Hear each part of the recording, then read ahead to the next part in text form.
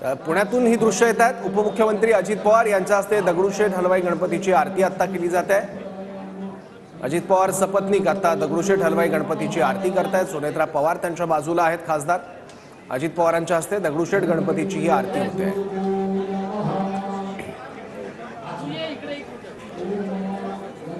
याबद्दल आणखी माहिती घेऊया। आपले प्रतिनिधी योगेश बोरसे आता आपल्या सोबत आहेत। योगेश, यापूर्वी अजितदादा सिद्धिविनायक मंदिरात पूजा करताना बघायला मिळालेले होते आणि आता दगडूशेठ मंदिरात अजितदादा पोहोचलेत आणि पूजा करतायत। उपमुख्यमंत्री अजित पवार हे श्रीमंत दगडूशेठ हलवाई गणपती मंदिरात दाखल झालेले आहेत आणि अजित पवार त्यांच्यासोबत खासदार सुनेत्रा पवार सुद्धा उपस्थित आहेत आणि दगडूशेठ हलवाई गणपतीचा अभिषेक या दोघांच्या हस्ते सुरू करण्यात आलेला आहे आणि थोड्याच वेळात अजित पवार आणि सुनेत्रा पवार यांच्या हस्ते दगडूशेठ गणपतीची आरती पार पडणार आहे। दगडूशेठ गणपतीची मिरवणूक ही 4 वाजता सुरू होईल, मात्र त्यापूर्वी अजित पवारांच्या हस्ते पहिला मानाचा गणपती गजबा गणपती या गणपतीची आरती केली जाणार आणि त्यानंतर पुण्याचं विसर्जन मिरवणुकीला खऱ्या अर्थात सुरुवात होणार आहे।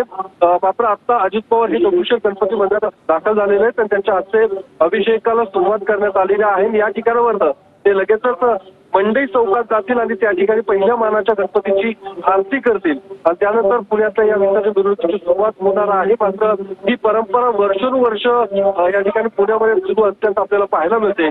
जे कोणी पालकमंत्री असतात त्यांच्या हस्ते पहिल्या मानावरच्या गणपतीची आरती केली जाते आणि त्यानंतर विसर्जन मिरवणुकीला सुरुवात होत असते। यावेळी खरं तर पहिल्यांदाच अजित पवारांनी दगडूशेठ गणपतीच्या आरतीसाठी या ठिकाणी। ठीक आहे योगेश, धन्यवाद या माहितीबद्दल।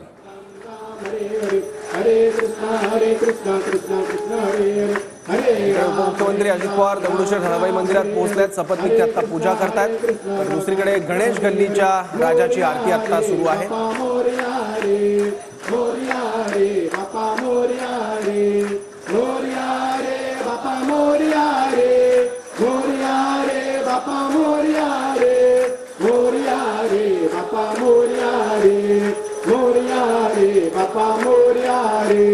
गणपती बाप्पा मंगल मूर्ती सदा सर्वदा योग तुझा घडावा, तुझे कारणे दे